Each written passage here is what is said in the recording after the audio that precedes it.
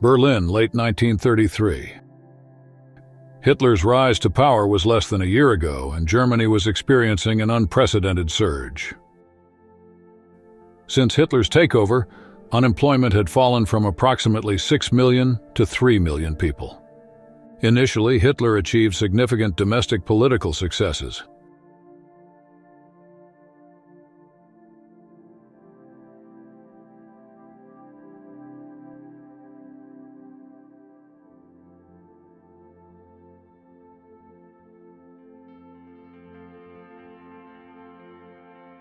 After the coalition government with von Papen and Hugenberg, seen here on the right, was dismantled, and the so-called Enabling Act was passed with a two-thirds majority in the Reichstag, Hitler, who was now gaining increasing popularity, dared to step onto the international political stage.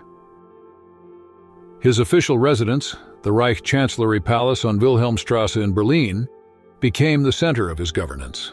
For a long time, Hitler had viewed the old building as an eyesore. Representative state receptions could not be held there under any circumstances. While the exterior was a graceful aristocratic facade, the interior was in dire need of renovation. Before the building could be put to use again, it had to undergo a general renovation. Adjacent to the left wing of the old Reich Chancellery was the extension built in 1930, which Hitler referred to as a warehouse-like structure.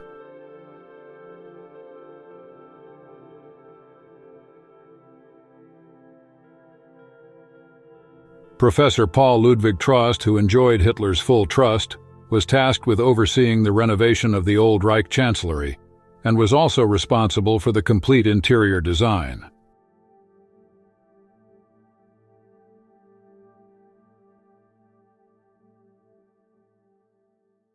The main interior changes included relocating the living and reception rooms from the first floor to the ground floor. Here are the key rooms of the Führer's apartment after completion. The entrance hall, with a floor laid in Rue Polding marble. From there, one entered the salon.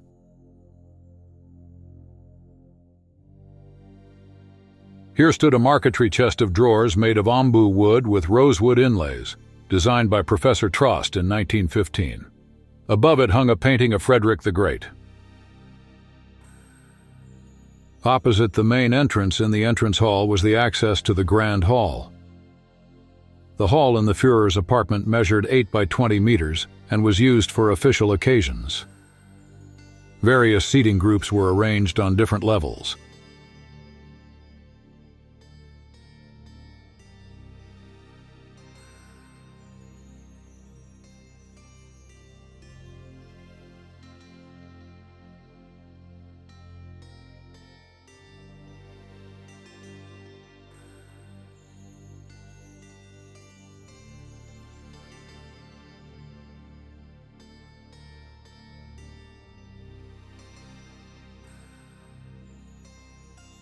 Behind a curtain above the radio cabinet, a screen was concealed, where films were often shown to guests.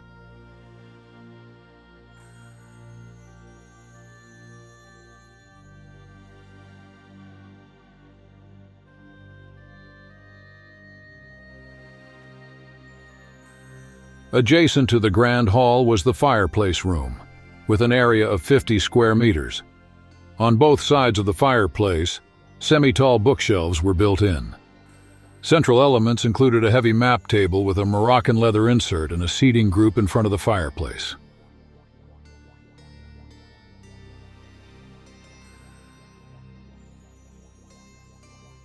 The smoking room, also with an open fireplace, was one of the few rooms where smoking was permitted.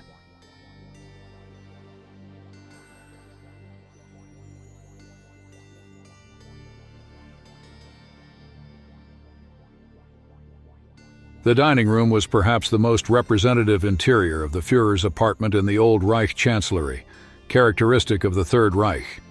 Square in layout, with sides measuring 12 meters, it was used exclusively for entertaining invited guests. In a side niche, the room's focal point was a painting by Friedrich August Kaulbach.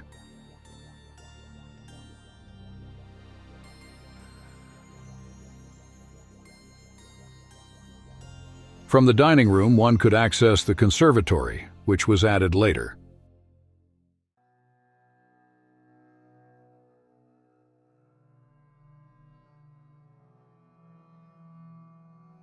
Directly above the entrance hall on the first floor was the conference room. The entire furniture set was later transferred to the new Reich Cabinet Hall.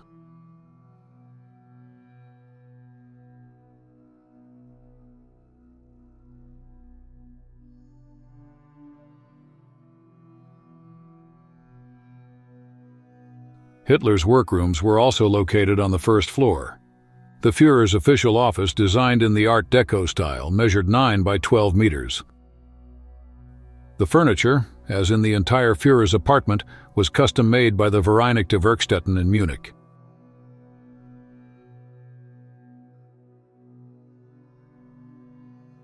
Valuable paintings, some on loan from Berlin museums, adorned the walls.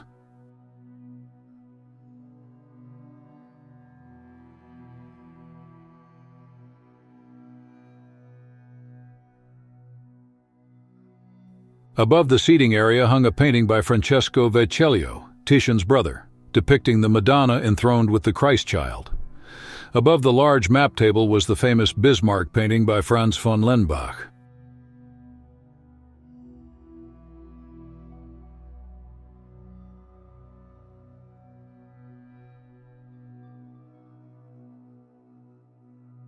Next to Hitler's desk was Hintersee with Hoher Girl by Leopold Ruckmann.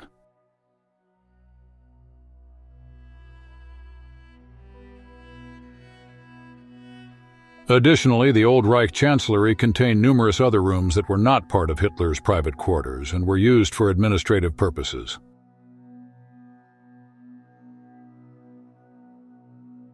On March 21, 1934, Professor Paul Ludwig Trost passed away.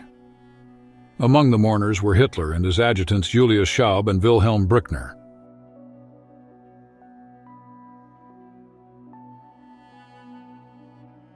Trost's successor was architecture professor Leonhard Gall, who had previously worked in Trost's office. Concurrently, with the interior renovation of the old Reich Chancellery, Gall received an assignment from Hitler to construct a large hall on the rear side of the building, suitable for hosting 200 people.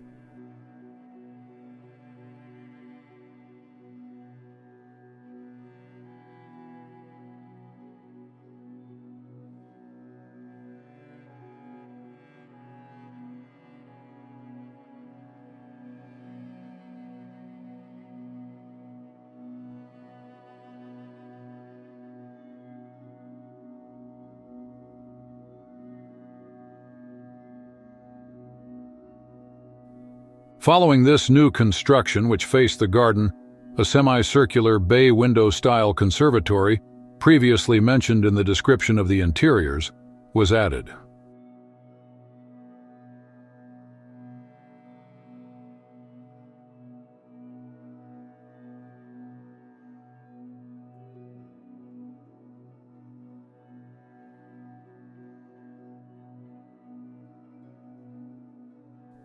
On August 2, 1934, Reich President von Hindenburg died. With the merging of the offices of Reich President and Reich Chancellor, not only were additional rooms required for the Presidential Chancellery and the Wehrmacht Adjutancy, but also suitable spaces for state receptions.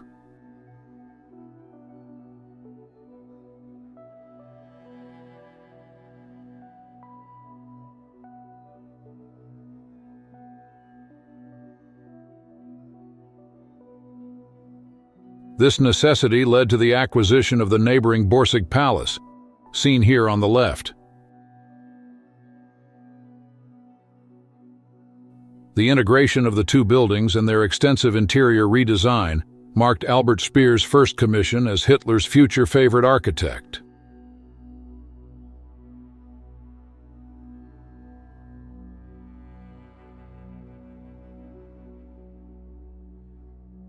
Externally, there were initially only two structural changes, both to the 1930 annex. Hitler required a balcony to review parades. Leaning out of a window was inconvenient for him and did not allow him to be seen from all sides. Additionally, A double-winged gate was added to the facade. Minor details for Speer.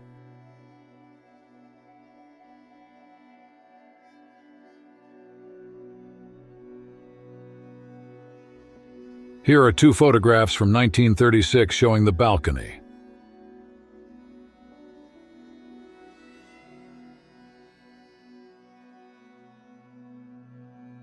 For the time being, the Presidential Chancellery, under State Secretary Otto Meisner, the Wehrmacht Adjutancy led by Wilhelm Brückner, and the Supreme SA leadership under Victor Lutze could now find accommodations there.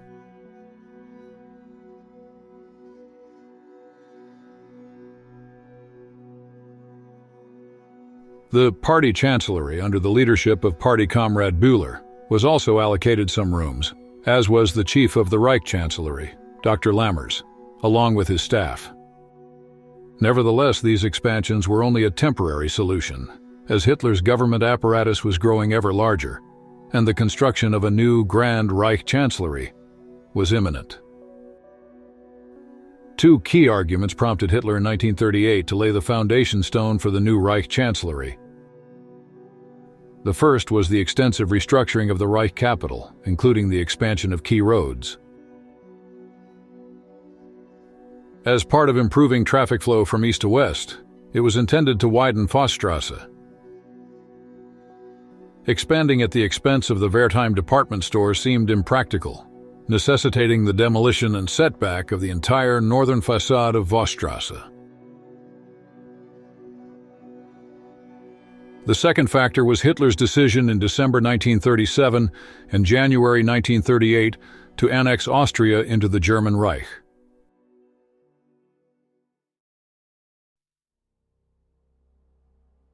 On January 11, 1938, Hitler commissioned architect Speer to design the new Reich Chancellery on Vossstrasse, setting the completion deadline for January 10, 1939. An incredibly short time frame.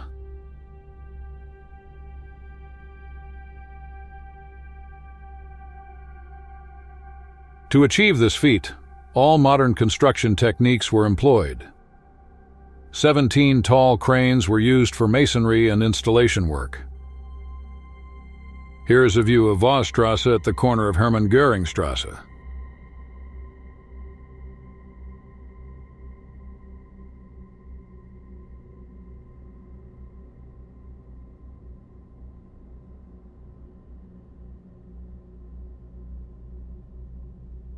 Approximately 4,500 workers were employed on Berlin's largest construction site, working in 2 shifts, day and night.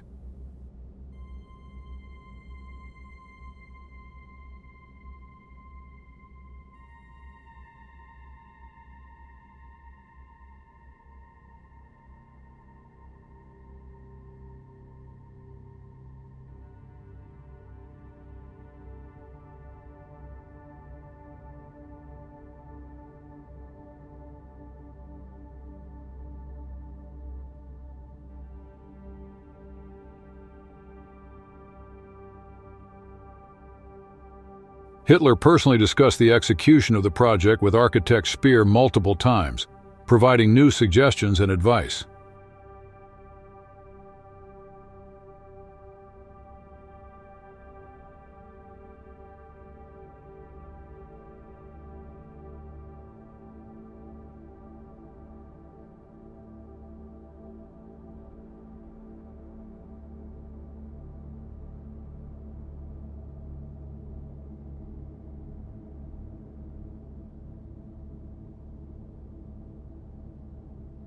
In constructing the significantly larger new Reich Chancellery, the old Reich Chancellery and the Borsig Palace were integrated.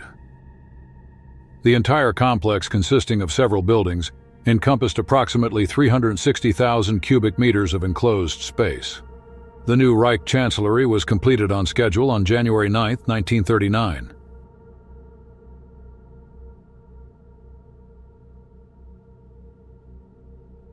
The building occupied a trapezoidal site, with its base along Vossstrasse, measuring a total length of 421 meters. To the west, the building was bordered by Hermann Göring Strasse. The adjacent building complexes served as accommodations for the accompanying personnel. To the north of the site lay the garden of the Reich Chancellery and the greenhouse. The portion of the old Reich Chancellery and the Borsig Palace on the eastern side of the site were preserved and only renovated. A large double portal was added to the facade of the old Reich Chancellery on Wilhelmstrasse to allow access to the Courtyard of Honor. The most prominent and externally visible part of the new construction was the main building on Vossstrasse. The western section, starting at Hermann-Göring-Strasse and grouped around a courtyard, mainly contained administrative offices. The central section, set back 16 meters from the street towards the garden, housed Hitler's office, his adjutant's offices, the Reich Cabinet Hall, and the Grand Reception Hall. The Marble Gallery, a broad and representative corridor, ran in front of these rooms. The eastern section along Vossstrasse contained office and working spaces. Additionally, this part of the building was dominated by the large representation rooms and the Courtyard of Honor. The entrances to the main building featured large portals made of limestone columns, each 1 meter thick and 9 meters high. The ceiling beams were also made of limestone and bore the Reich's insignia, designed by Professor Schmidt-Amann. The eagles had a wingspan of almost 8 meters.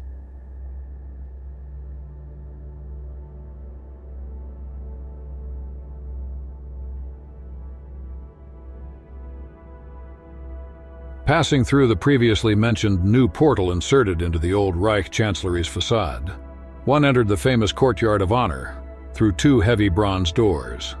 At the end of the 68-meter-long and 26-meter-wide courtyard stood 2 large bronze statues, Party and Wehrmacht, by sculptor Arno Breker. Here is a photograph of Arno Breker at Hitler's Berghof.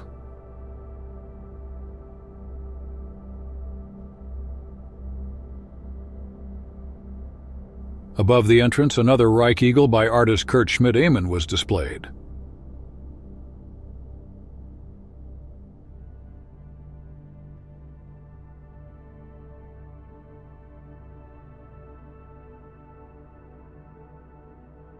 The floor plan clearly showed the spatial framework of the entire complex, with a representative axis running from Wilhelmplatz to Hermann-Göring-Strasse. Entering the interior of the building through the Courtyard of Honor, one first reached the marble-clad entrance hall.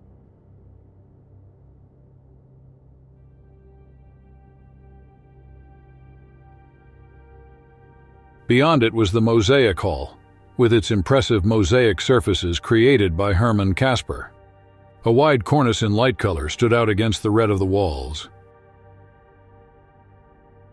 Natural light entering through the 16-meter-high glass ceiling illuminated the mosaic work and red marble with a natural luster.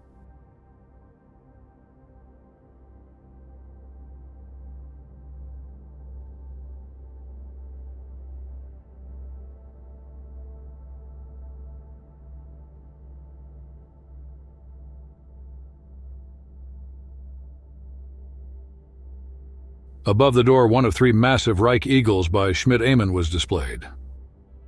One of these is now exhibited at the U.S. Air Force Museum in Ohio.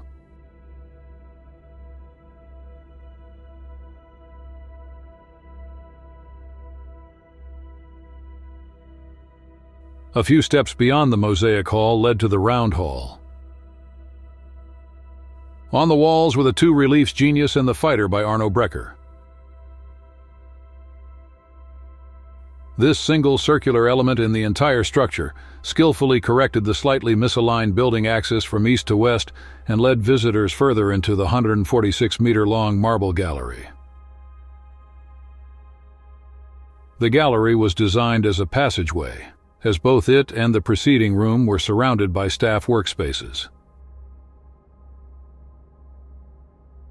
The floor, made of Zalberg red marble, stretched the full 146 meters to the Grand Reception Hall at the other end. The furniture was custom-made by the Vereinigte Werkstätten, and valuable tapestries adorned the walls.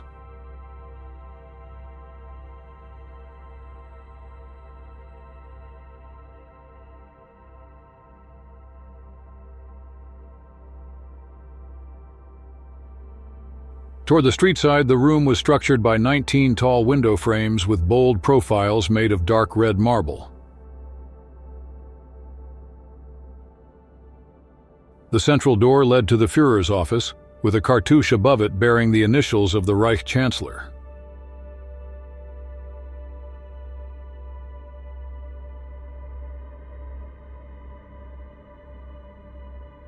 The office measured 27 meters in length and 14.5 meters in width. The walls were clad in dark red Limbach marble from the Ostmark, and the floor was made of Ruhpolding marble. All the furniture was custom designed by Albert Speer.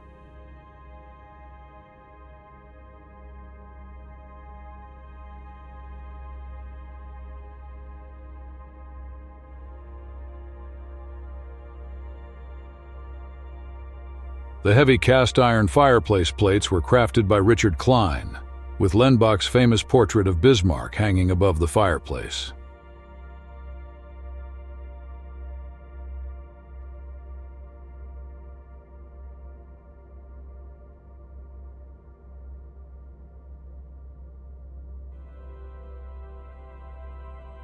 Toward the garden, the terrace of Hitler's office was spanned by a colonnaded structure made of Landstein marble.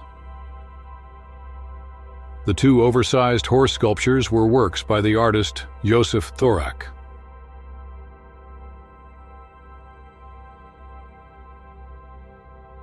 Returning inside to the marble gallery, a door at the end led to the grand reception hall.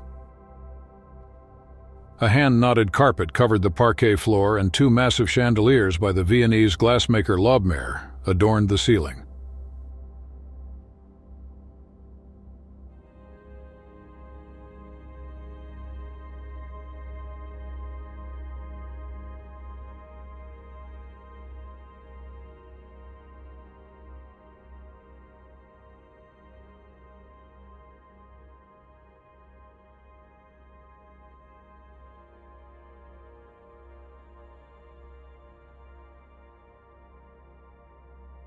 Adjacent to the reception hall was the Reich Cabinet Hall, which could also be accessed from Hitler's office.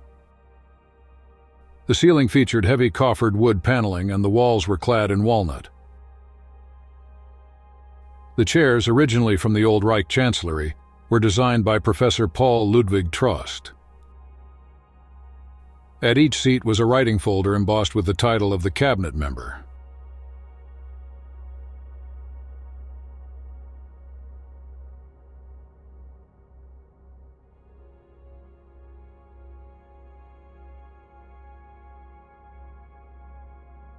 In the western part of the building, adjacent to Hermann-Göring-Strasse, were the administrative offices of the Reich Chancellery, including the office of State Secretary Dr. Lammers and his staff.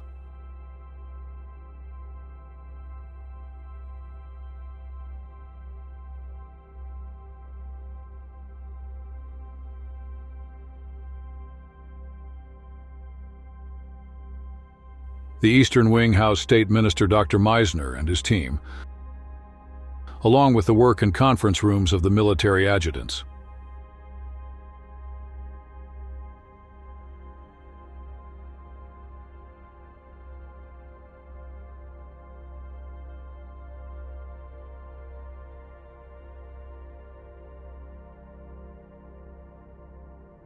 A broad connecting structure provided access to the complex of the old Reich Chancellery and the Führer's private quarters. The building undoubtedly contained numerous other rooms worth mentioning, such as the opulent dining hall.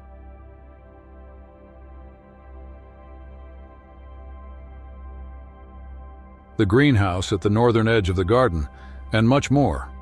However, detailing all of them would exceed the scope of this documentation. One day before the deadline, the Reich Chancellery was handed over for its intended use, allowing Hitler to host dignitaries from around the world in a representative building.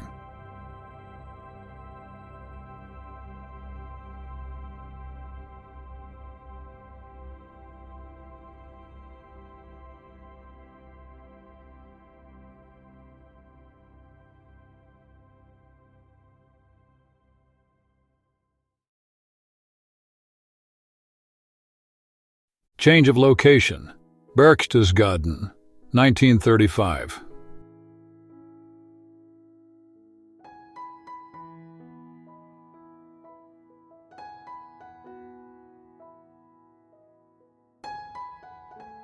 Hitler had long established his private residence in the Berchtesgaden region, specifically in the mountain spa town of Obersalzberg. The small settlement on the northern slope of the Hoher Gyll would soon gain international recognition. Obersalzberg quickly developed into a second seat of government, partly because Hitler frequently and gladly stayed there, and partly because numerous party officials settled nearby to be close to their leader.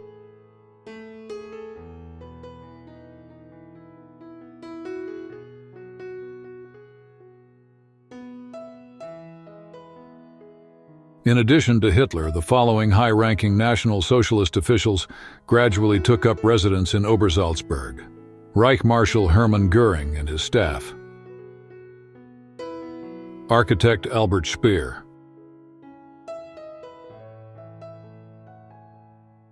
Reich Minister of Propaganda, Dr. Joseph Goebbels,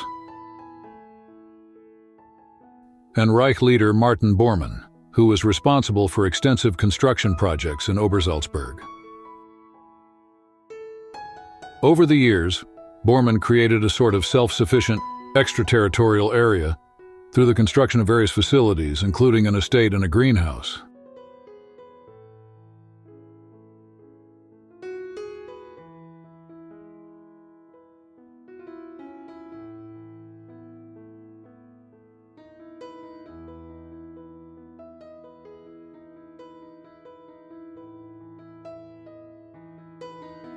When Hitler stayed at the Berghof for extended periods, a portion of his Berlin Reich Chancellery staff, along with all their luggage, had to be relocated to Berchtesgaden and accommodated in hotels or private residences. Even under the best circumstances, the working conditions for staff were far from ideal. Thus, in late 1935, Hitler decided to construct an official Reich Chancellery office in Berchtesgaden. On January 28, 1936, Lammers's secretary, Erwin Nordmann, informed Berchtesgaden's mayor, Kammerer, as follows. On behalf of State Secretary and Chief of the Reich Chancellery, Dr. Lammers, I respectfully inform you that, based on the experiences of the past 3 years regarding the annual summer accommodation of the small Reich Chancellery in Berchtesgaden, consideration is being given to acquiring a property in Berchtesgaden for the Reich Chancellery to construct a house specifically suited to the purposes mentioned above. The construction was to be overseen by architect Alois Degano, who had already been tasked with remodeling Hitler's Berghof. In issue 16 of the Zentralblatt der Bauverwaltung, the following was reported. For the necessary Reich Chancellery office near Berchtesgaden, a plot of land located in the municipality of Bischofswiesen, near the Reich Road and the Reich Railway line between Bad Reichenhall and Berchtesgaden, has been selected. A 6-meter-wide road has been constructed to connect it to the Northern Reich Road. By July 1936, the purchase negotiations were nearing completion. The approximately 41,000 square meter property was to be purchased for 110,000 Reichsmarks. As the affected properties, located near the Urbanlehen area, belonged to the Bavarian state through the Bavarian Land Culture Pension Institution, there were no obstacles to the acquisition by the Reich. Between March, when architect Alois Degano first inspected the site, and July 1936, he had already drafted several designs. These included variations in building height, options for connecting structures, and plans for multiple standalone buildings. Ultimately, the decision was made to build the structure lower and to add an annex. The architect believed that the compact design would better harmonize with the upper Bavarian landscape.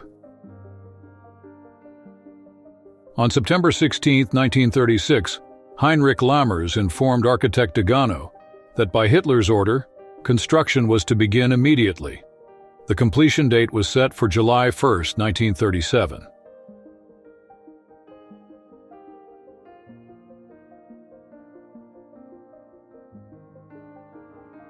During the foundation work, unforeseen problems initially arose.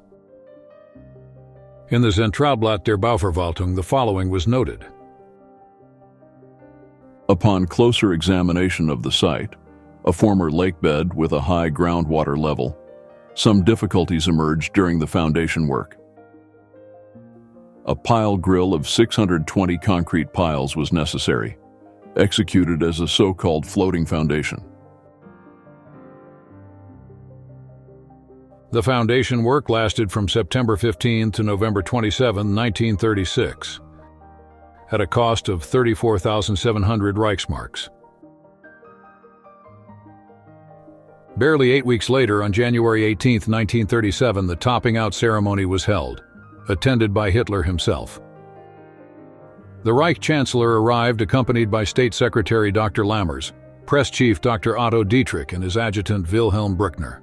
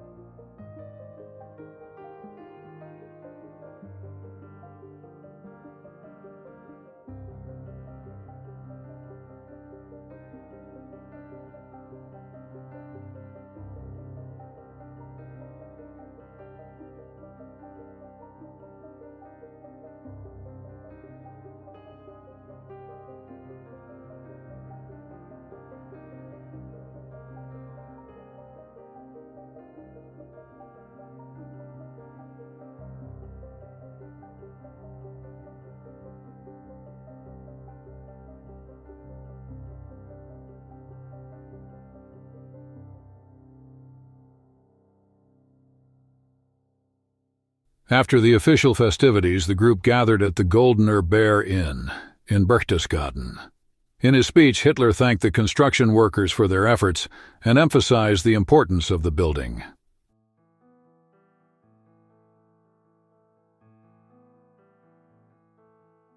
The topping out ceremony for the Berchtesgaden Reich Chancellery office was reported in newspapers across the Reich.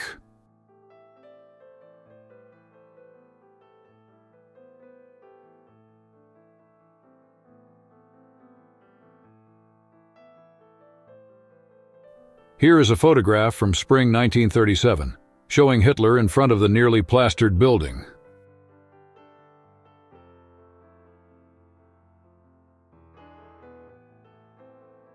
Just 6 months after the ceremony, the structure was almost completed. Here are workers finishing the landscaping of the exterior.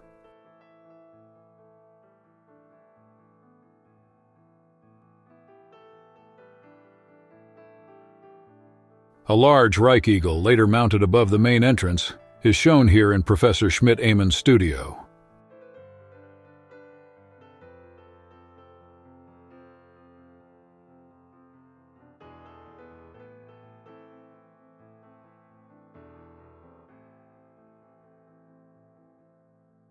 Degano's aim was to design the building in the style of a Bavarian country house, prioritizing the use of local materials.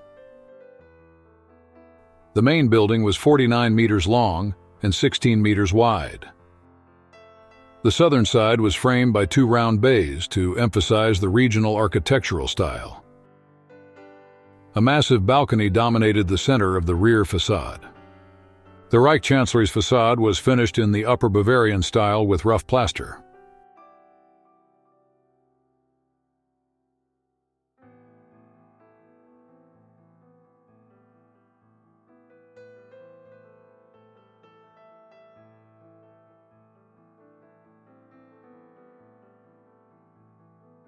At the back, Between the main and auxiliary buildings was a small terrace with access to the adjoining meadow.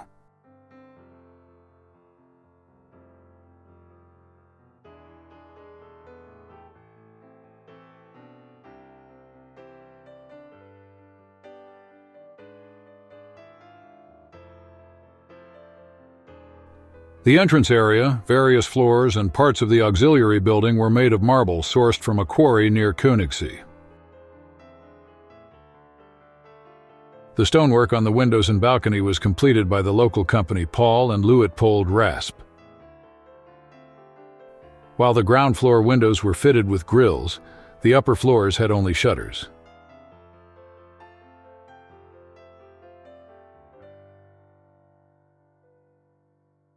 On July 15, 1937, various Reich newspapers reported on the completion of the Reich Chancellery in Berchtesgaden and the imminent occupation of the building by Dr. Lammers and his staff.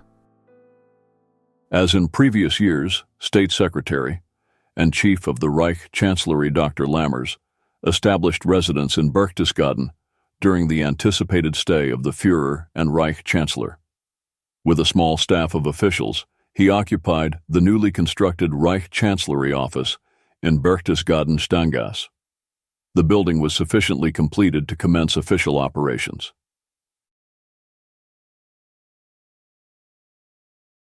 Ministerial Director Dr. Willy Meerwald was also part of the inner circle of the State Secretary's staff. The following photo series, preserved from his estate, was taken by his wife during Hitler's visit to the Reich Chancellery on July 20, 1937.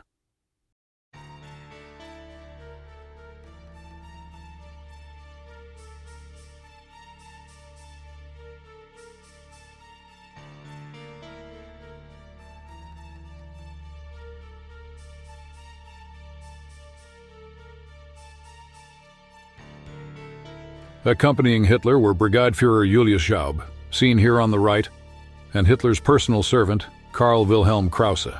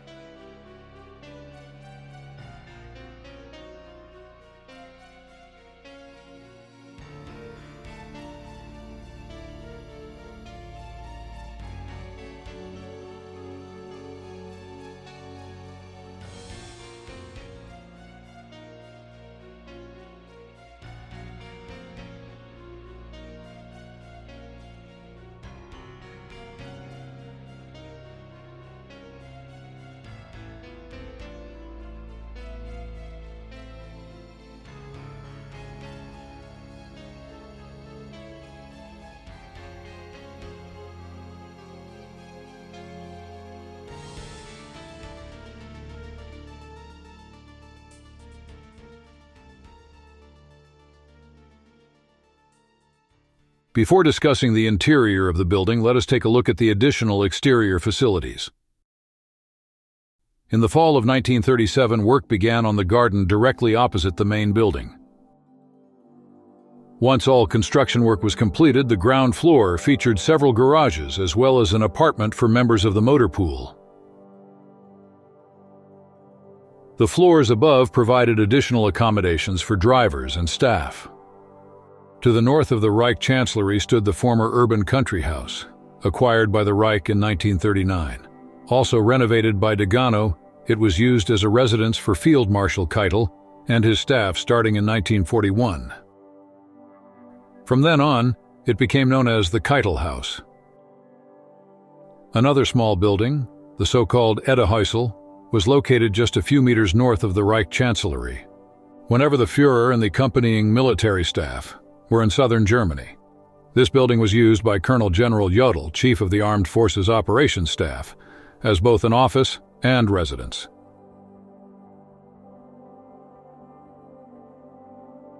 Let's now move to the interior spaces of the Reich Chancellery.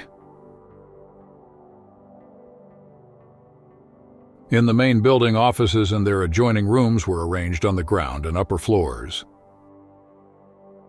The eastern part of the building housed Lammer's official residence. In the annex, living and sleeping quarters for the officials and staff were arranged on the ground, upper and partially developed attic floors.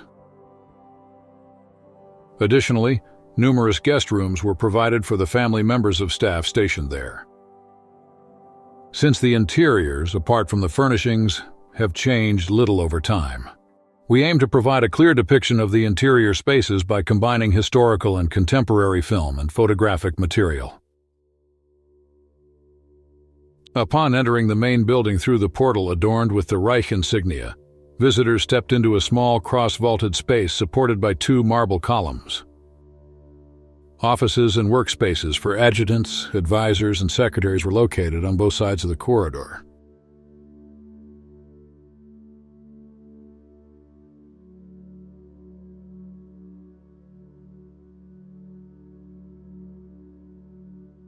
Here were the mail distribution center and the payroll office.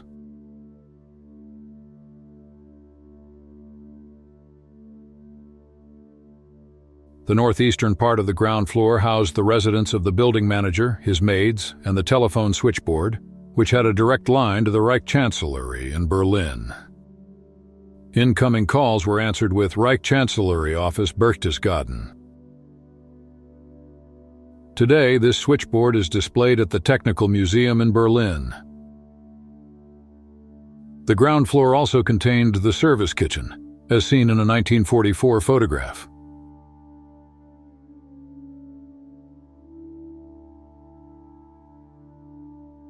The eastern part of the ground floor featured State Secretary Lammer's office, located in a bay window area.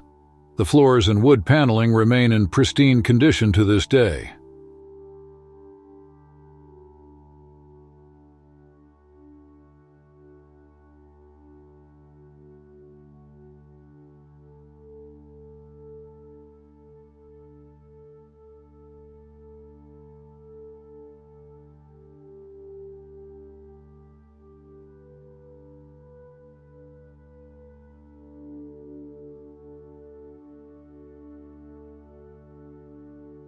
On the opposite side, in the western bay window area, was Ministerial Director Mirwald's office.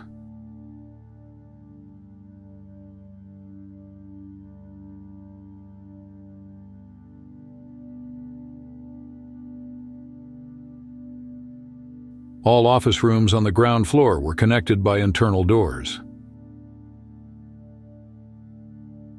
A staircase located near the main entrance led to the first floor.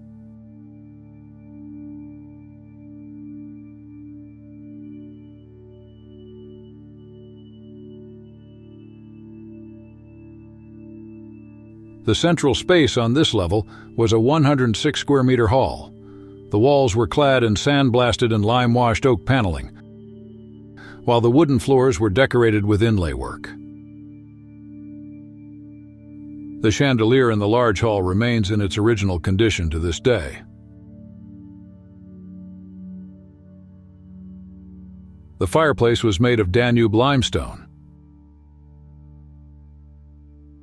In one corner of the hall stood a large map table, which had a bell mounted underneath to summon the orderlies.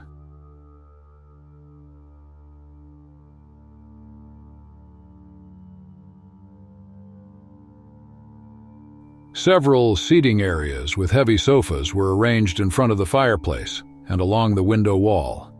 This corner bench is also an original piece from 1936.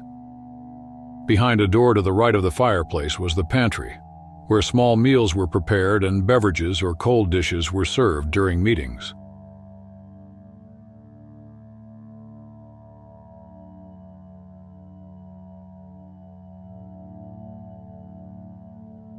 Adjacent to the large hall, in the western direction, was the conference room. The rustic oak ceiling featured 2 wrought iron chandeliers, and the long table beneath them seated 16 people.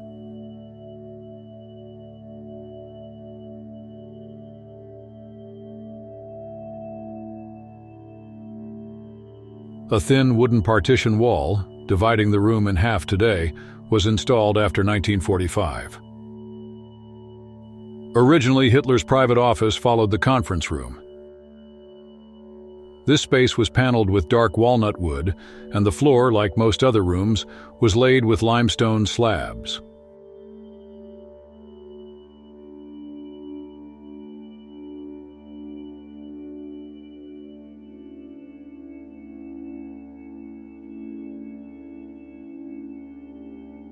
The floor plan of the first floor shows that while the large hall and the western part of the level were designated solely for representative purposes, the eastern part housed State Secretary Lammers' official residence. The approximately 308 square meter living quarters included several bedrooms, living rooms, 2 bathrooms, a kitchen, and a dining room. Here are some images of the residence from 1938 and 2001.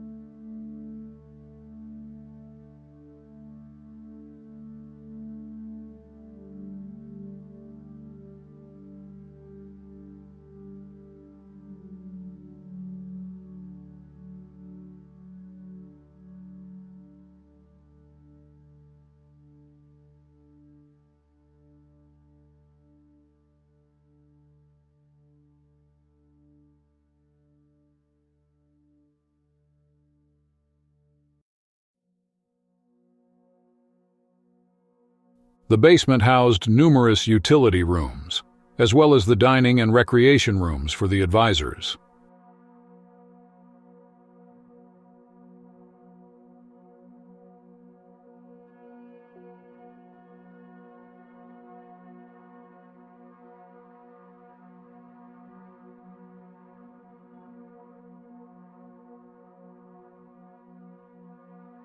Both the building's structure and large portions of its interior remain preserved in their original state.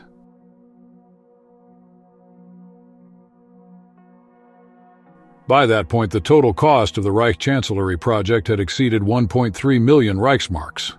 Whenever Hitler and his staff were present at the Berghof, Lammers was required to report to Hitler twice daily with the latest updates received at the Reich Chancellery. In 1943, extensive construction resumed on the Reich Chancellery grounds. Due to increasing air raids on Germany, expanded air raid protection was deemed necessary for both Obersalzberg and the Reich Chancellery Berchtesgaden. Later that year, the Munich-based company Polensky and Zollner began constructing air raid shelters.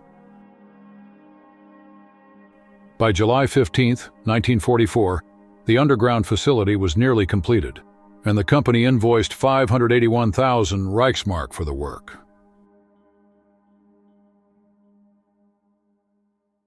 The main access to the bunker was located in the basement of the smaller annex building of the Reich Chancellery. However, we begin our exploration of the bunker from one of its emergency exits. Here is a brief look at the plan of the bunker complex showing our entry point. Through an intricate staircase system, we descend approximately 35 meters to reach the main tunnel level, where the caverns are located.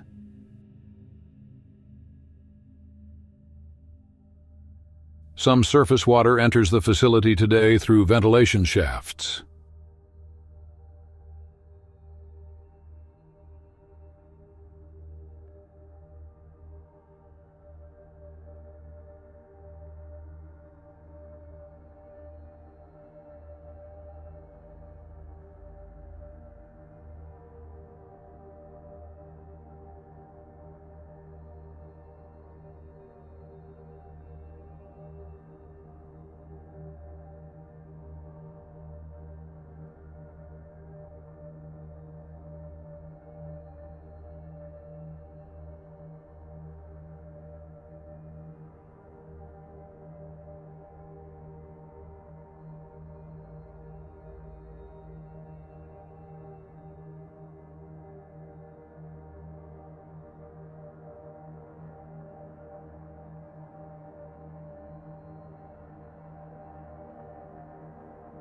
The tunnel leads in one direction to the main entrance of the Reich Chancellery and in the other to the caverns of the bunker.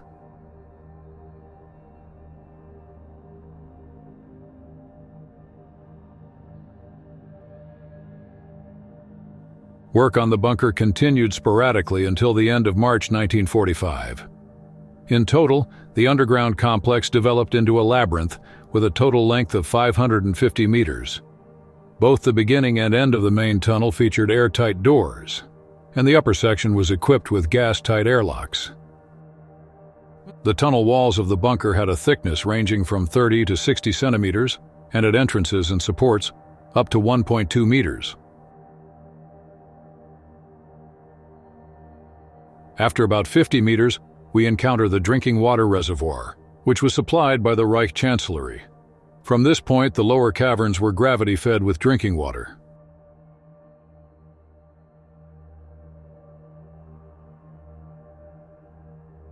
The descent continues further down via steps.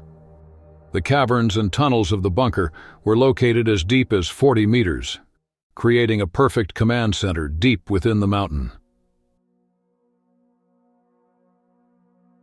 In the generator room, the foundations of the powerful diesel generator are still clearly visible. Remnants of the ventilation system can also be seen in the form of pipe fragments. A diesel emergency generator was provided by the Reich Ministry of Aviation. The access to the generator room appears to have been widened, suggesting that the generator was stolen by looters after the war.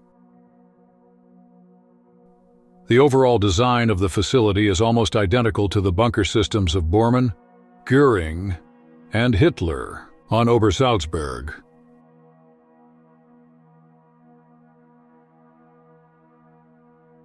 Beneath the floors of the tunnel passages ran drainage channels, collecting and diverting surface water seeping in from the outer tunnel walls.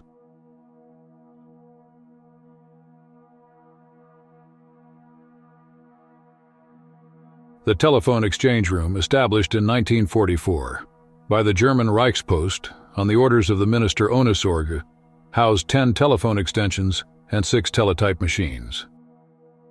Adjacent to it, separated by an intermediate door, was Section B. This area contained several identically constructed caverns referred to as chambers. These chambers were evidently used by Lammers and his closest associates. Each chamber consisted of 3 consecutive rooms connected by doors.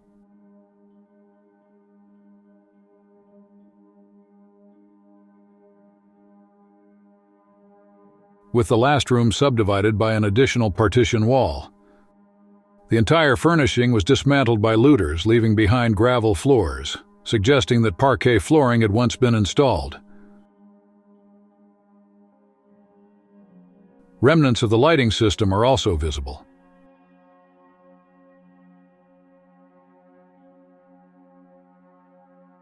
Beneath the main tunnel ran the supply tunnel, which carried large ventilation ducts, electrical wiring, and water pipelines.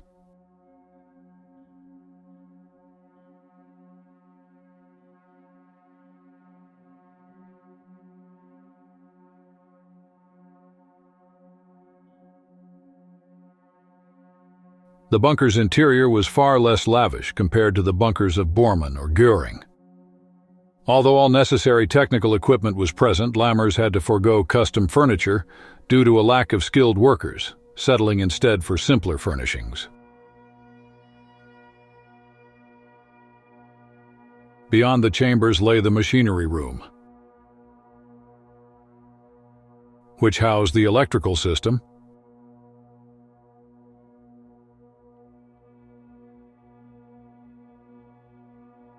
including fuse boxes and the air circulation system with its blower boxes. Fresh air was directed into the caverns through lateral ventilation shafts.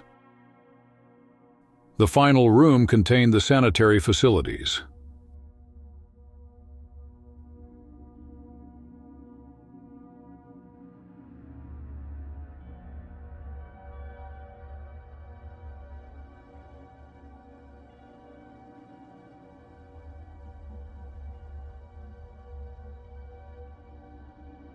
Following the tunnel further, one arrives at an emergency exit near the railway line to Berchtesgaden.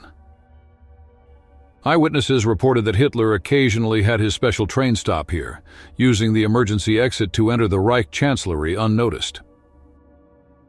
On April 24, 1945, State Minister Lammers, Reich leader Bühler, and Hermann Göring were placed under honorable arrest in Göring's country house on Obersalzberg by Obersturmbannführer Dr. Bernhard Frank.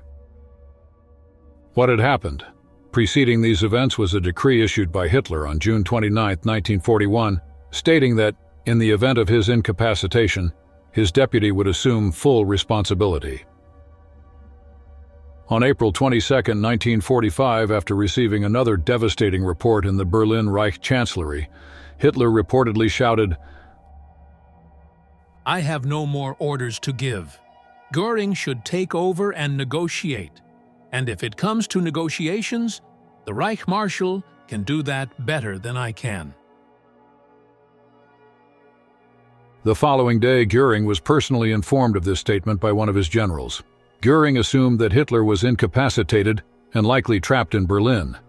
He sent the following telegram to the Reich Chancellery in Berlin. My Führer, General Koller, informed me, based on statements made by Colonel General Jodl and General Christian, that you had referred certain decisions to me, and emphasized that I would be better positioned to negotiate, if necessary, given the situation in Berlin. These statements were so surprising and serious to me that I feel obligated to act. If no response is received by 10 p.m., I will assume you are no longer free to act. Signed, Hermann Göring.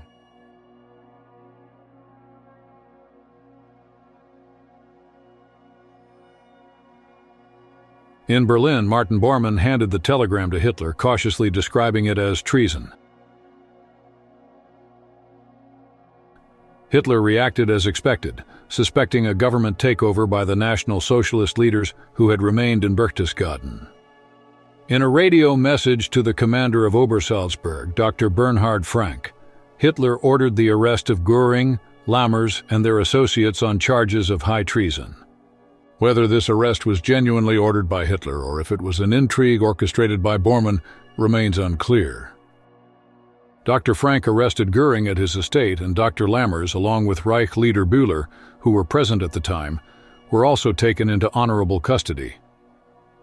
Lammers was transferred the next day to his Reich Chancellery office in Berchtesgaden, where he experienced the bombing raid on April 25, 1945, alongside Minister Walter Funk in the Reich Chancellery bunker.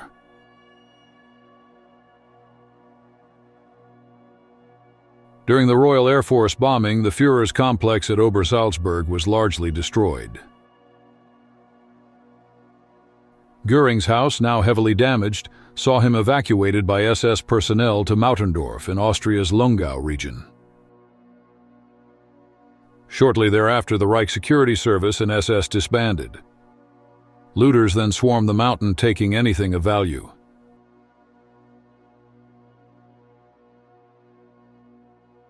The Reich Chancellery in Berchtesgaden was not bombed and survived the raid unscathed. On April 29, 1945, Lammers handed the following letter to his ministerial director, Dr. Meerwald. I hereby place you on leave until otherwise specified. Signed, Lammers. On May 4, 1945, Berchtesgaden was surrendered without a fight to the Americans, and the 101st Airborne Division under General Maxwell Taylor occupied the Reich Chancellery office in Berchtesgaden. On May 15, 1945, General Omar Bradley and Major General Heislip landed at the small airfield near Bad Reichenhall. Traveling in a Mercedes from Hitler's motor pool, they journeyed to Berchtesgaden, where the 101st Airborne Division had assembled for a ceremonial review on the grounds of the former Reich Chancellery. General Taylor had taken up quarters in Field Marshal Keitel's house. Outside, General Bradley greeted the troops, followed by an award ceremony. In addition to the Silver Star, the Legion of Merit was also awarded during the ceremony. The Reich Chancellery, codenamed Serai during the war years, became the headquarters of an American recreation facility for soldiers. As the Reich Chancellery was located within a military security zone controlled by the U.S. Army, Bavarian authorities were initially denied access to the building. This isolation spared the Reich Chancellery from the fate of many other National Socialist-era buildings, which were demolished and removed.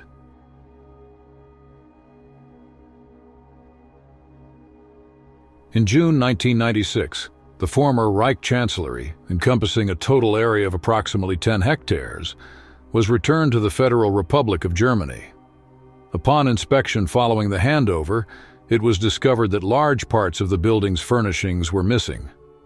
Research conducted by the Munich Regional Finance Office revealed that U.S. forces had cataloged the furniture and moved it to other U.S. quarters for use, a practice deemed legal under international law. Official statements indicated that the inventory would be returned in due course. For several years, the building stood empty and began to deteriorate. Although the property, including the buildings, was put up for sale, there was little interest from serious buyers. Even the municipality of Bischofswiesen did not submit binding purchase offers. In 1999, a neighboring farmer purchased a 1,000 square meter meadow that had been part of the former Reich Chancellery property.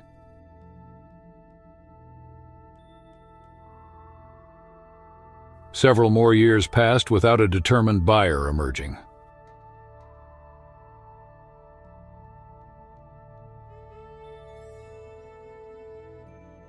In October 2001, an article appeared in numerous German newspapers, stirring controversy in Bischofswiesen. What had happened? The neighboring farmer, together with 4 other local buyers, had acquired the roughly 5-hectare Reich Chancellery property, including its buildings. Their swift and decisive action allowed them to outmaneuver other interested parties.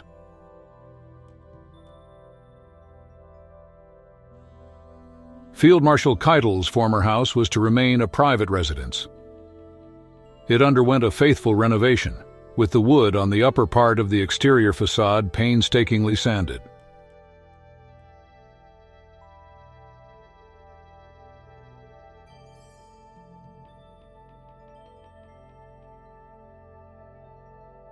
The Ederhäusl also became a private residence, though renovations were still pending.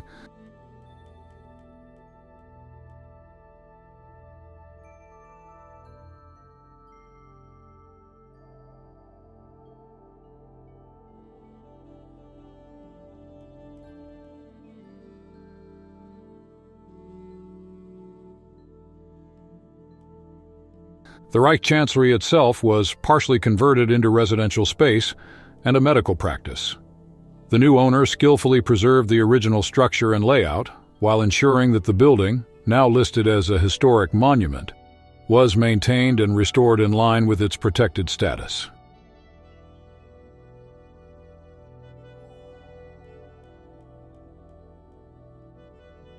The acquisition of the former Reich Chancellery by a local resident continues the building's story, preserving it as a solemn reminder for future generations. We've now reached the end of the video. Thank you for watching. If you enjoyed it, please give it a thumbs up, share it with your friends and family, and don't forget to subscribe to the channel. It really helps us out and doesn't cost a thing.